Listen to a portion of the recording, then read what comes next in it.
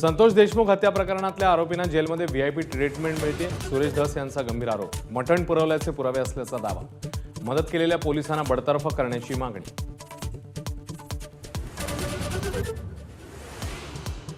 धनंजय मुंडेंच्या भेटीनंतर मसाजोगमध्ये गेलेल्या धस यांच्यावर गावकऱ्यांचा पूर्ण विश्वास, हात वर करून दिला पाठिंबा। परळीत मात्र धनंजय मुंडे समर्थकांनी धस यांना दाखवले काळे झेंडे।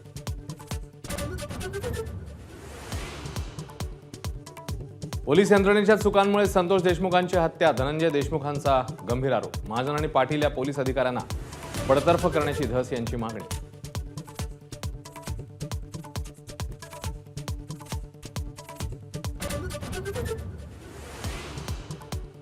जनतेने कोणती राष्ट्रवादी आणि शिवसेना खरी आहे हे दाखवून दिले। पुण्यामध्ये अमित शहांचा शरद पवार आणि उद्धव ठाकरेंवर हल्लाबोल, महायुतीला निवडून दिल्याबद्दल लोकांचे आभार।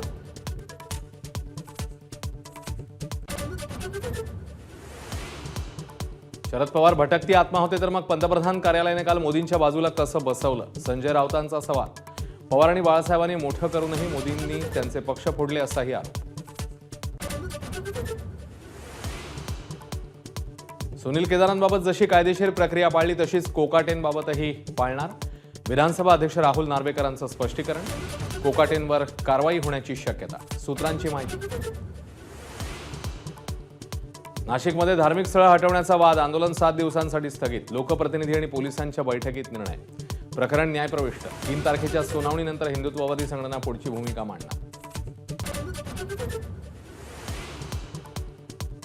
एसटी महामंडळाच्या बस चालकाला कर्नाटकात झालेल्या मारहाणीविरोधात पुण्यासह कोल्हापुरात निदर्शनं, कर्नाटकातील बसेसला पुण्यामध्ये काळं फासलं।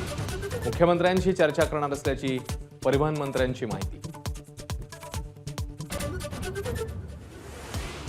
काँग्रेसने निरीक्षक पदावरून डावलल्यानंतर रवींद्र धंगेकरांचं स्टेटस चर्चेत, एकनाथ शिंदेंची भेट घेतल्यावर ठेवलंय गळ्यात भगवा घातलेल्या फोटोचं स्टेटस।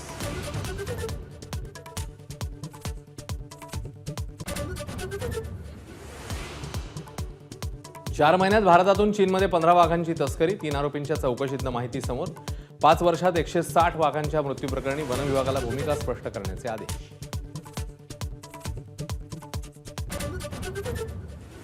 मराठी भाषिकांनी प्रयत्न केले तरच मराठी भाषा टिकेल, अखिल भारतीय साहित्य संमेलनाध्यक्ष तारा भवाळकरांचं मत। एबीपी माझाला एक्सक्लुझिव्ह मुलाखत।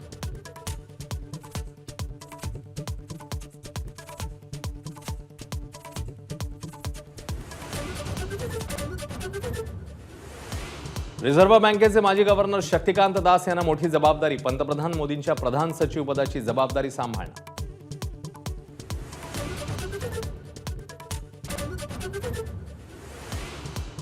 शिवराज सिंग चौहान यांना विमानात मोडकी खुर्ची मिळाल्याने एअर इंडियावर संताप, प्रवाशांची फसवणूक नाही का, चौहान यांचा सवाल। एअर इंडियाकडनं खेद व्यक्त करत सखोल चौकशीचे आदेश।